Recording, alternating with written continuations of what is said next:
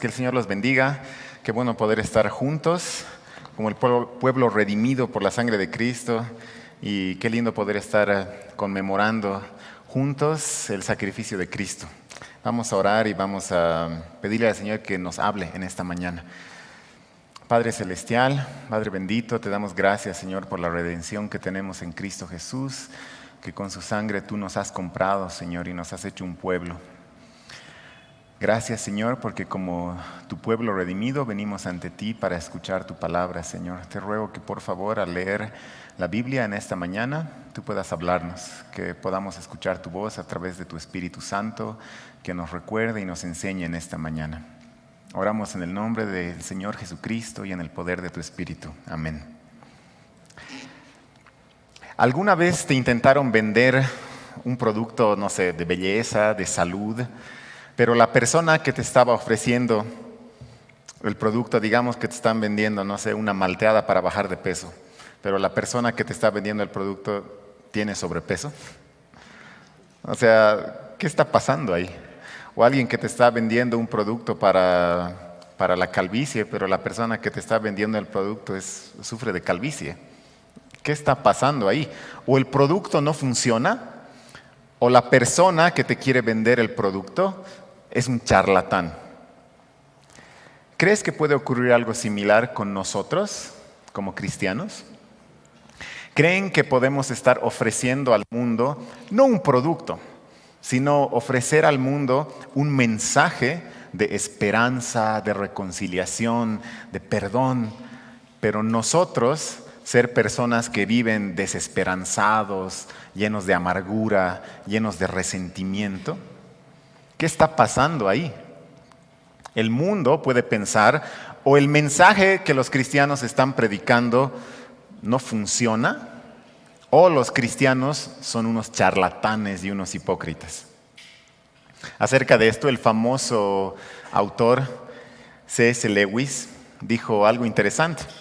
En la época de Lewis, durante la Segunda Guerra Mundial en Inglaterra, circulaban pósters que decían: conversaciones descuidadas cuestan vidas. Y estos pósters que ponía el gobierno se referían a que había espías nazis que podían estar escuchando tus conversaciones descuidadas, y que mientras los ciudadanos ingleses, tal vez hablando descuidadamente, sin pensar en lo que hablaban, podían ser escuchados por un espía nazi. Entonces, con su perspicacia, Lewis vio estos pósters y dijo: algo similar pasa con los cristianos. Y él dijo en uno de sus libros: es igualmente cierto que las vidas descuidadas cuestan conversaciones. Lo volcó, ¿no? Así como las conversaciones descuidadas costaban vidas en la Segunda Guerra Mundial, Lewis dice, también las vidas descuidadas. Porque así como los ciudadanos ingleses en la Segunda Guerra Mundial podían estar descuidados hablando sin pensar, los cristianos pueden estar descuidados, viviendo vidas descuidadas. Y dice C.S. Lewis, nuestras vidas descuidadas desatan conversaciones. Nuestras vidas descuidadas desatan habladurías en el mundo.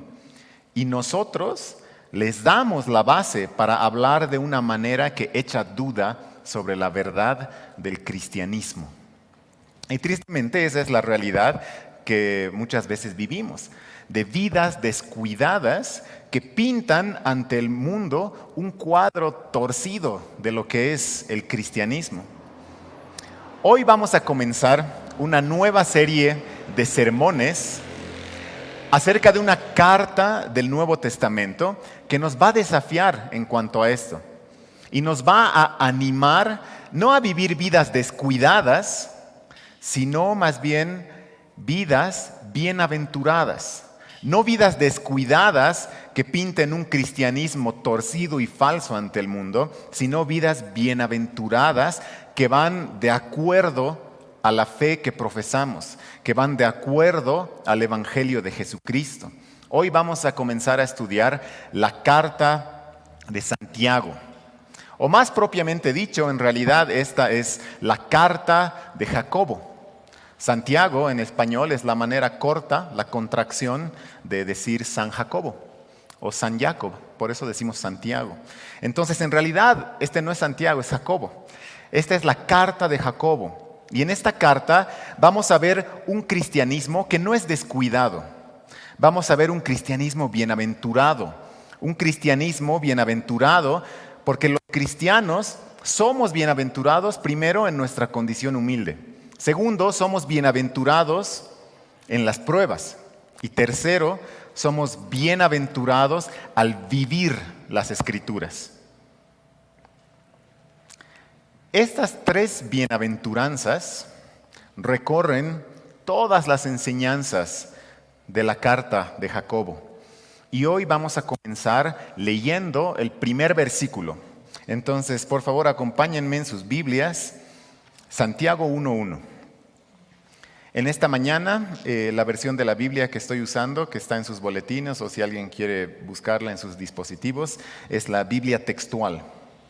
Santiago 1:1.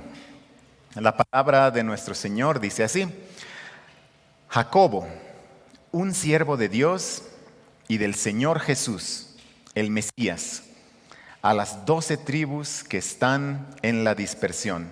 Salud. Este es el saludo, la introducción de esta carta. Y en este primer versículo y en toda la carta vamos a ver en qué somos bienaventurados los cristianos. Y primero vamos a ver que somos bienaventurados en nuestra condición humilde. Y para entender esto, primeramente necesitamos preguntarnos, ¿quién era Jacobo que está escribiendo esta carta? Bueno, dentro de los 12 apóstoles había 2 Jacobos. Sin embargo, el Jacobo que escribe esta carta no es ninguno de ellos, sino que el Jacobo que escribió esta carta es el hermano de nuestro Señor Jesús, a quien vemos en Hechos capítulo 12 como un líder principal de la iglesia en Jerusalén, a quien también Pablo, después de su conversión, visitó. En Gálatas 1:19, Pablo habla acerca de esta visita. Y en el capítulo 2 de Gálatas dice que el apóstol Pablo dice que Jacobo era una columna de la iglesia de Jerusalén. Este es el Jacobo que escribe esta carta. Ahora, Jacobo, cuando Jesús estaba haciendo su ministerio terrenal, parece que no creía en él. De hecho, la familia de Jesús en una ocasión pensó que Jesús estaba loco, pueden imaginarse, y fueron todos ellos, su madre y sus hermanos, a hacerse cargo de él, dice la palabra. Qué increíble. Pero más adelante algo cambió en Jacobo. En 1 Corintios capítulo 15, Pablo habla acerca de la resurrección de Jesús y dice que el Jesús resucitado se apareció a los 12 apóstoles y se apareció también a su hermano Jacobo.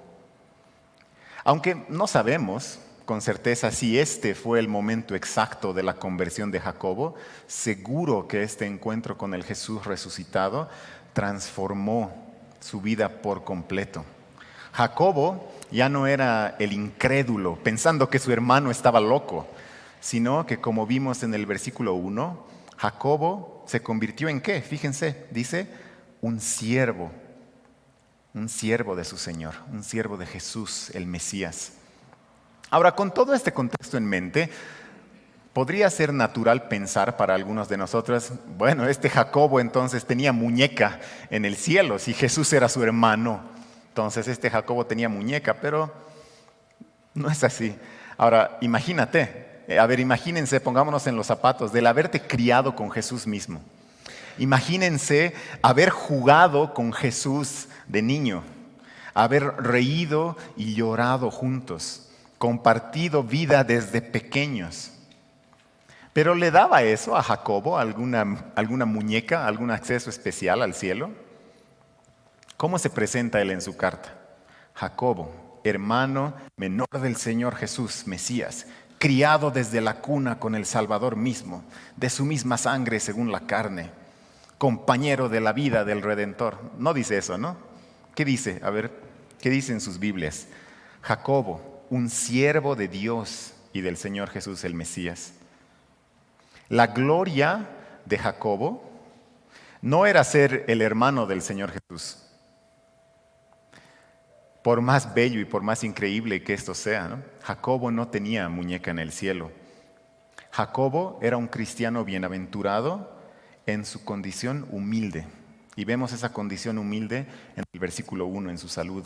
Jacobo, siervo de Dios y de Jesús. Es decir, un esclavo del Mesías, un esclavo de Cristo. Y un siervo del Mesías no busca autoexaltarse, sino que un siervo en humildad se somete a su Señor. Y en humildad sirve a Dios y en humildad sirve al prójimo. Y ese es un tema que recorre también la carta de Jacobo. En su carta, Jacobo habla de esto y en el capítulo 4, en los versos de la segunda parte del verso 6 al 7 dice: Dios resiste a los soberbios y da gracia a los humildes. Someteos pues a Dios y resistid al diablo y huirá de vosotros. Y más adelante en el verso 10 Jacobo dice: humillaos en la presencia del Señor y Él os exaltará. Saben, el mundo tiene un paradigma acerca de cómo debe ser el camino hacia la exaltación, el camino al éxito. Y el mundo nos dice que este camino debe ser con determinación, con confianza en uno mismo, esforzándonos para forjar nuestro propio destino. Y como cristianos a veces podemos seguir ese paradigma y ese molde del mundo de manera descuidada, sin pensar mucho, sin consideración, seguir nomás la corriente del mundo y vivir nosotros para construir nuestra propia carrera, nuestro prestigio, nuestro ego, definiendo nuestra identidad, nuestro propósito y nuestro significado en base a nuestros logros, en base a nuestros títulos, en base a nuestra procedencia. Y podemos llegar a ser personas, incluso en la iglesia, sedientas de poder, que buscan autoridad, que buscan respeto a toda costa, abriéndonos paso hacia arriba sin importar a quién pisamos en el camino. Ese es el molde del mundo. Y a veces de manera descuidada nosotros caemos. Y cuando el mundo ve esa vida descuidada de los cristianos, se rasca la cabeza y dice: un momento, ¿no deberían ser los cristianos humildes? ¿Por qué están buscando autoridad y buscando poder? ¿O su evangelio no funciona? ¿O los cristianos son todos unos charlatanes? Por eso Jacobo nos ayuda a bajar de la nube de nuestro orgullo y nos recuerda que como cristianos somos bienaventurados en nuestra humilde condición. No en nuestros logros, no en nuestros títulos, no en nuestra riqueza, no en el prestigio del mundo. Nuestra gloria no son nuestras posesiones ni el prestigio, sino que nuestra gloria y nuestra bienaventuranza es ser siervos humildes de Jesucristo. Hagamos un momento, un ejercicio. Hagamos una lista mental. Hagamos una lista mental de aquellas cosas que poseemos, que tal vez nos hace sentir bien, en las cosas en las que encontramos seguridad. Pensemos, por ejemplo, no sé, en nuestros logros, en nuestros títulos, tal vez en nuestras posesiones materiales, nuestra casa, nuestro auto, o en nuestra ascendencia, es decir, la familia de la que provenimos, o en nuestra nacionalidad. Pensemos en estas cosas. ¿Ya tienen una lista en su mente de estas cosas? Bien, ahora vayamos revisando esta lista y vayamos quitando estas cosas. Imagina que perdemos nuestra casa se incendia, o el banco nos las quita, no podemos pagar la deuda y el banco nos quita la casa. ¿Qué nos queda? Tal vez alguien dirá: me queda mi auto. Pues imagina que pierdes también tu auto, tienes un accidente y queda destruido, pierdes tu auto. ¿Qué te queda? Tal vez alguien dirá: me queda mi familia. Bueno, imagina que tus seres queridos mueren. ¿Qué te queda? Alguien diría: bueno, me quedan mis estudios, me quedan mis logros, eso no lo pierdo. Títulos, certificados, capacitación, carrera. Bueno, imaginemos que todos nuestros títulos y logros profesionales quedan invalidados porque el gobierno lanza alguna ley nueva y quedan invalidados nuestros títulos. ¿Qué nos queda? Bueno, tal vez alguien diría: me queda mi procedencia, mi ascendencia o mi nacionalidad, pues imagina que te deportan de tu país y tienes que huir por alguna razón al extranjero como refugiado. ¿Qué nos queda? Me quedan mis capacidades mentales, me queda mi salud. Pues imagina que enfermas con una condición grave y de muerte y que pierdes tus capacidades mentales, como ocurre muchas veces. ¿Qué nos queda?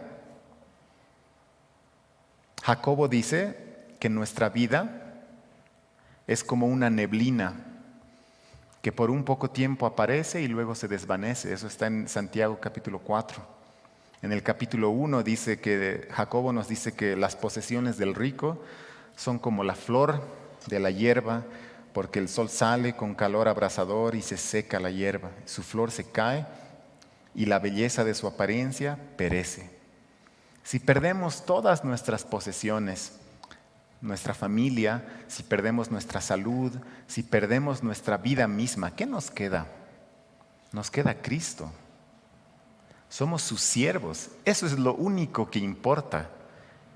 Y al leer esta epístola vamos a darnos cuenta de esto. Eso es lo único que importa. Jesús mismo, siendo Dios, no vino para autoexaltarse, sino que Él, en vez de ser servido, vino para servir y para dar su vida en rescate por muchos. Jacobo entendió bien esto. Y él dedicó su vida no a autoexaltarse como el hermano del Salvador, sino a ser el siervo de Dios y del Señor Jesús, el Mesías, como hemos leído en el versículo 1. Que esa también sea nuestra única gloria y nuestra única bienaventuranza. No esperemos perder tal vez posesiones, familia o alguna cosa para ahí recién reconocer que Cristo es nuestro todo, sino que desde ahora reconozcamos que Jesucristo es nuestro todo y seamos cristianos bienaventurados en nuestra humilde condición de siervos. Y además de ser cristianos bienaventurados en nuestra humilde condición, somos cristianos bienaventurados en las pruebas. En su saludo, tras identificarse como Jacobo, siervo de Dios y de Jesús el Mesías, Jacobo continúa y dice: a las 12 tribus que están en la dispersión, salud. A diferencia de la gran mayoría de cartas en el Nuevo Testamento, la carta de Jacobo no está dirigida a una iglesia local en específico o a una persona en específico. Y no trata con un problema particular o una situación en particular, como por ejemplo las cartas de Pablo. Las cartas de Pablo tratan con problemas particulares de ciertas iglesias en específico. Jacobo escribe a una audiencia amplia. ¿A quiénes escribe? Dice, a las 12 tribus que están en la dispersión. Y de hecho algunos piensan que su carta, al no tratar un tema en particular, piensan que es más bien un compilado de varios temas de los sermones de Jacobo, ya que su carta tampoco tiene una estructura lógica secuencial, como por ejemplo las cartas de Pablo. Jacobo está escribiendo a las 12 tribus, está escribiendo a congregaciones de judíos cristianos que vivían afuera de Israel, dispersos a lo largo de todo el mundo romano. Esa es la audiencia de Jacobo. Y los estudiosos piensan que esta carta posiblemente fue la primera en ser escrita de todas las cartas, o por lo menos que se encuentra entre las primeras alrededor del año 45, antes de que hayan estado circulando de manera masiva todas las cartas y todos los evangelios. Toda esta información es útil. ¿Saben por qué? Porque nos ayuda a entender que Jacobo está escribiendo en un periodo de formación de la iglesia primitiva. Es un periodo temprano. La iglesia primitiva estaba dando sus primeros pasos y está escribiendo a aquellos primeros cristianos judíos que comenzaron en Jerusalén, pero que por diversas razones poco a poco fueron dispersándose en las comunidades judías que ya se encontraban esparcidas por todo el mundo romano. Entonces, ¿qué quería Jacobo? que estos primeros judíos cristianos entiendan qué quería Él para ellos. Él quería animarlos en su fe en el Mesías. Quería animarlos específicamente en cuanto a las pruebas que iban a venir sobre ellos. Y Jacobo les dice después de su saludo, fíjense en sus Biblias, los versículos 2 y 3, Santiago 1, 2 al 3. Después de presentarse y saludarlos, Jacobo les dice, hermanos míos, tened por sumo gozo cuando os veáis cercados de diversas pruebas, sabiendo que la prueba de vuestra fe produce paciencia. La prueba iba a venir, iban a haber tiempos donde iban a ser cercados de diversas pruebas, rodeados de pruebas. ¿Cómo reaccionamos los seres humanos ante las pruebas? Recuerdo que cuando tenía 15 años y recibí la noticia de que mi papá había fallecido, luego de colgar el teléfono, me senté a la mesa y continué haciendo mis tareas del colegio como si nada hubiera pasado así, sin que se me haya movido un pelo ante la noticia tan trágica. Y es que en realidad yo estaba en shock. Estaba en shock y como muchos, nuestra primera respuesta al shock a veces es la negación. Yo estaba en negación. Otros tal vez reaccionarán no en negación, sino que otros tal vez reaccionarán ante las pruebas con ira, con enojo, culpando a otros por lo ocurrido. Otros, tal vez ante las pruebas, se sumirán en la depresión y la desesperanza. Y muchos de nosotros, cuando estamos en la prueba, es normal que atravesemos a veces cada una de estas cosas, negación, ira, depresión. Es parte normal de cómo los seres humanos reaccionamos ante, por ejemplo, las pérdidas. Cuando muere un ser querido, cuando recibimos un diagnóstico desfavorable, cuando perdemos el trabajo o cuando ocurre cualquier otra prueba que podamos pensar. Con seguridad atravesamos por estas cosas. Sin embargo, como cristianos tenemos una gran ventaja. Jacobo nos recuerda en el capítulo 1, verso 3 de su carta, que la prueba de nuestra fe no es en vano, sino que produce algo. ¿Qué dice? La prueba de nuestra fe produce paciencia. Y también Jacobo más adelante en el versículo 5 nos recuerda que dice, si alguno de vosotros carece de sabiduría, pídala al que da, a Dios, que da a todos generosamente y sin reproche. Jacobo también nos recuerda en el verso 12, habiendo pasado la prueba recibiremos, ¿qué dice? La corona de la vida. Y nos hace recuerdo en el capítulo 5 que la venida del Señor está cerca. Entonces nos anima a atravesar las pruebas con paciencia. Entonces, hermanos y hermanas, como seres humanos, seguro atravesaremos esas etapas de negación, de ira, de depresión.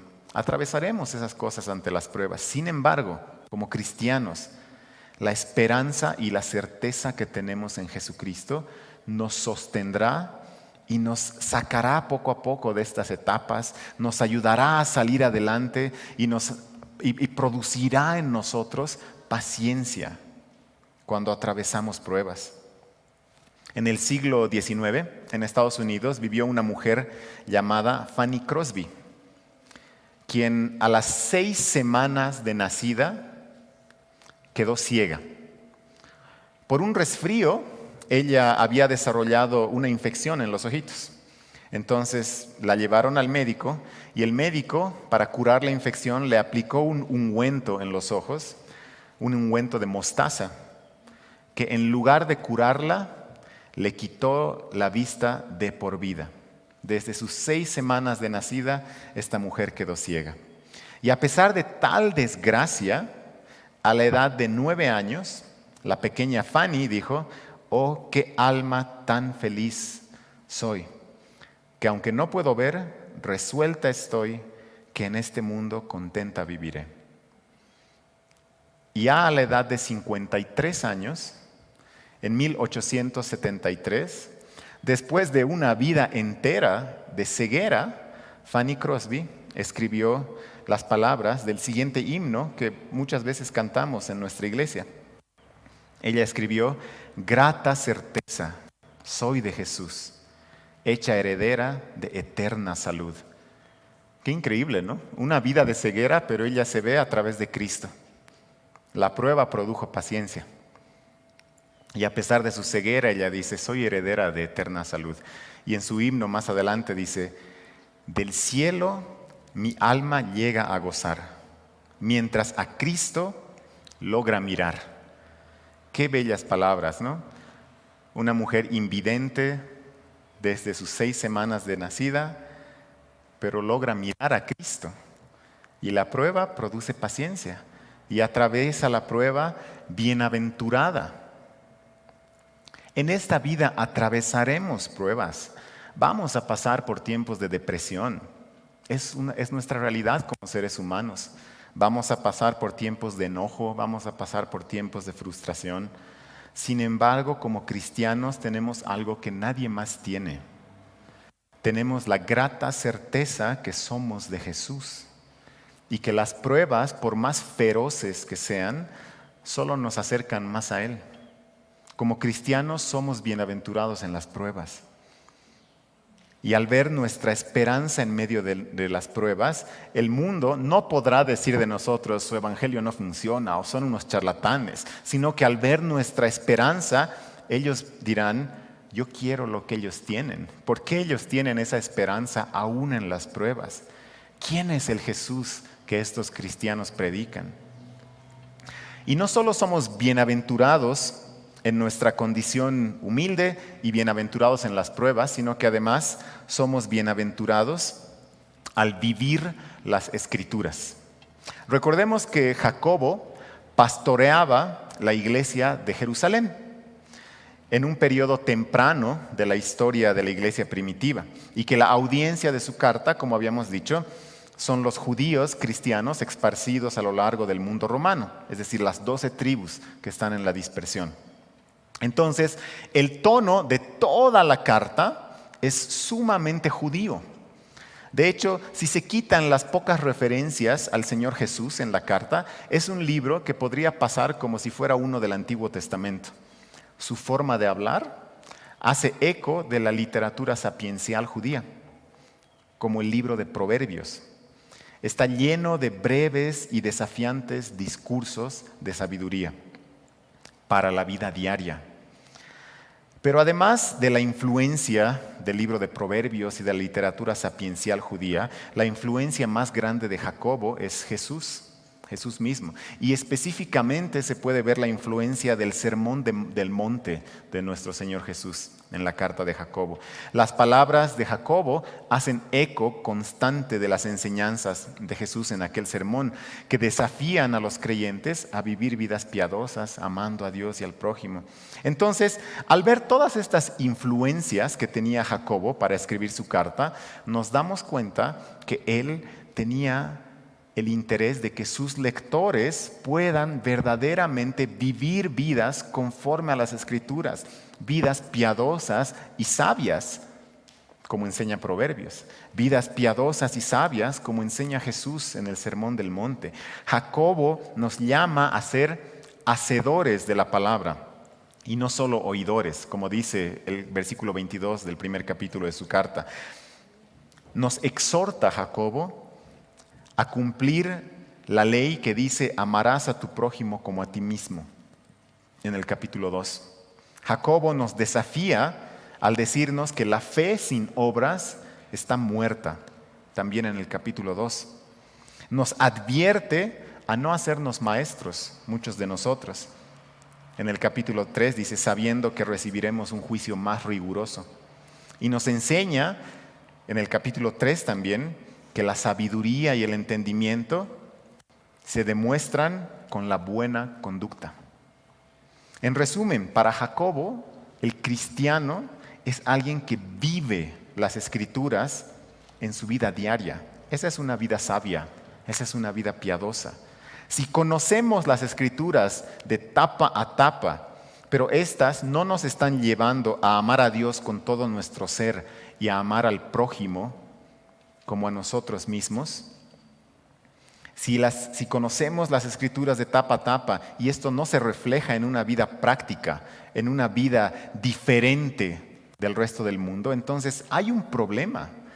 Tal vez Seamos esos cristianos con vidas descuidadas de los que habla C.S. Lewis, que con sus vidas descuidadas dan lugar a habladurías del mundo, que dan lugar a que la gente diga o su evangelio no funciona o estos cristianos son unos charlatanes y unos hipócritas.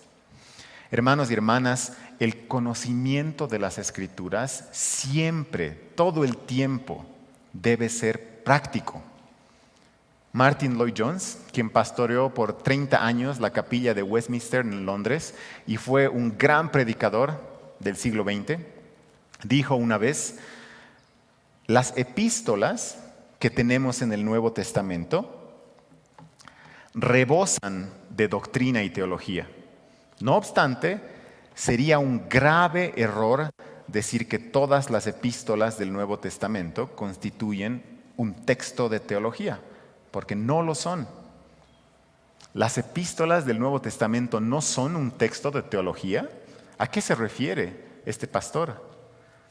Martin Lloyd-Jones añade en su libro, y él dice: el principal interés al escribirlas fue el de ayudar a la gente a que realmente disfrutara y viviera su fe.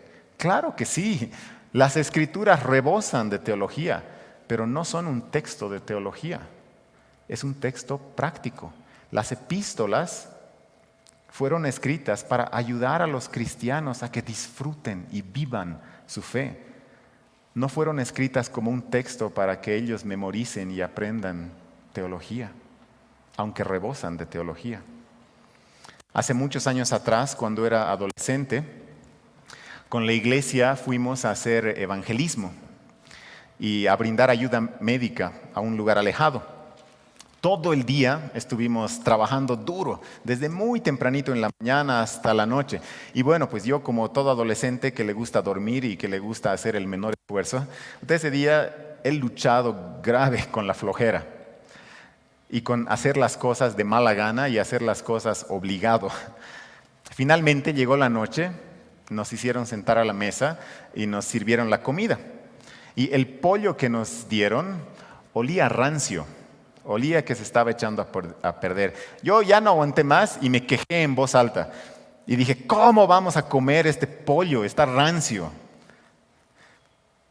A lo que nuestro hermano Luchito Cama, el papá de Gotis, de nuestro hermano que toca la guitarra, él me interrumpió y me dijo: vamos a comer orando primero. Y vamos a agradecer a Dios por esta comida y Dios va a bendecir estos alimentos. Entonces, él oró por los alimentos y con mucha alegría, con mucho gozo, con mucha sencillez de corazón, comió. Aquel día, él había estado también trabajando duro, durísimo, desde muy temprano, con todos nosotros, ayudando a armar y desarmar equipos, yendo de un lado a otro, hablando con personas, y todo con mucho gozo, con mucha sencillez. Saben, ahí pude ver un contraste grande entre mi vida y la vida de él, porque ambos profesábamos conocer el Evangelio. Pero ahí estaba yo profesando conocer el Evangelio, pero en mi vida se veía otra cosa. Un cristiano descuidado, viviendo de mala gana, haciendo las cosas obligado, sin gozo, con resentimiento, quejándome. Pero ahí estaba otro cristiano que profesaba conocer el mismo Evangelio que yo conocía, pero él sirviendo al prójimo, amando al prójimo como a sí mismo, haciendo las cosas con gozo y con sencillez de corazón. Recuerdo que después de aquella noche, después de eso, yo pensé: yo quiero ser un cristiano como él, yo quiero ser un cristiano como Luchito. Yo quiero tener ese gozo en Jesús que él tiene y que yo no tenía, conociendo el mismo Evangelio. Si las Escrituras solo nos están llenando la cabeza y no nos están llevando a disfrutar nuestra fe de una manera práctica, entonces nos hemos desviado, hemos perdido nuestro norte y necesitamos reenfocarnos, necesitamos recordar el Evangelio de Jesucristo, quien nos salvó al entregar su vida en la cruz por nuestros pecados, quien resucitó de entre los muertos, quien nos salvó. nos salvó para que podamos dejar atrás nuestra vana manera de vivir. Nos salvó para que vivamos una vida santa, un cristianismo que disfruta y vive las Escrituras, un cristianismo bienaventurado. Acudamos a Dios por ayuda.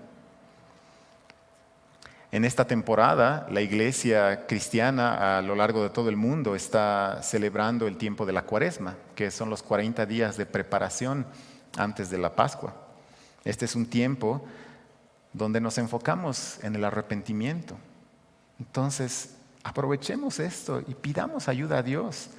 Arrepintámonos de nuestras vidas descuidadas. Pidámosle a Dios que obre en nosotros con el poder de su Espíritu Santo, que mora en nosotros si hemos creído en Jesús. Y Él nos va a ayudar. Jacobo nos anima a pedir ayuda a Dios. Y nos dice en el verso 5 de su carta, en el capítulo 1, y si alguno de vosotros carece de sabiduría, pídala al que da, a Dios, que da a todos generosamente y sin reproche, y le será dada, pero pida con fe. Pidamos esa sabiduría a Dios, acudamos a Él en arrepentimiento, pidamos esa sabiduría para enfrentar la prueba y para enfrentar toda nuestra vida, para que podamos ser esos cristianos bienaventurados. Y ya para concluir, Jacobo termina su breve saludo, su breve introducción, diciendo a sus lectores, salud. Por si acaso, no está haciendo un brindis, ¿ya? No malentiendan aquí a Jacobo. Sino que este peculiar saludo significa o connota gozo, bienestar. Es decir, Jacobo les está diciendo a sus lectores, regocíjense. Eso es lo que quiere decir cuando dice salud, regocíjense. Jacobo, aunque está escribiendo de una manera bien desafiante, cuando leamos toda la carta vamos a ver que es sumamente desafiante y nos va a hacer sentir incómodos en momentos. Escribe de una manera muy desafiante y directa, pero su objetivo no es condenar y hundir a sus lectores, sino que él quiere salud para sus lectores. Él quiere que ellos se regocijen al leer la carta. Él quiere que sus lectores, y nosotros también, quiere que sus lectores sean cristianos bienaventurados, bienaventurados en su humilde condición, bienaventurados en las pruebas y bienaventurados al vivir las Escrituras. Espero que nosotros también, 20 siglos después de que se escribió esta carta, al leerla y al estudiarla también los siguientes domingos, seamos animados a vivir y disfrutar nuestra fe en Cristo. Y que por su gracia y por el poder de su Espíritu Santo, nosotros también seamos cristianos bienaventurados. Vamos a terminar aquí orando. Papá Dios, te damos gracias por la redención que tenemos en Cristo Jesús. Y te damos gracias, Señor, porque tú nos has rescatado para ser cristianos bienaventurados. Gracias porque tu palabra no es para hundirnos, sino que tu palabra es para levantarnos y nos lleva a regocijarnos en nuestra salvación y nos desafía. Ayúdanos a vivir esas vidas bienaventuradas, bienaventuradas en nuestra humilde condición, bienaventuradas en las pruebas y vidas bienaventuradas al vivir y disfrutar de las Escrituras el día a día, en el día a día y en la vida práctica. Te pedimos que hagas esta obra por el poder de tu Espíritu, porque en nuestras fuerzas nosotros no podemos, Señor. Te rogamos esto en el nombre de Jesús. Amén.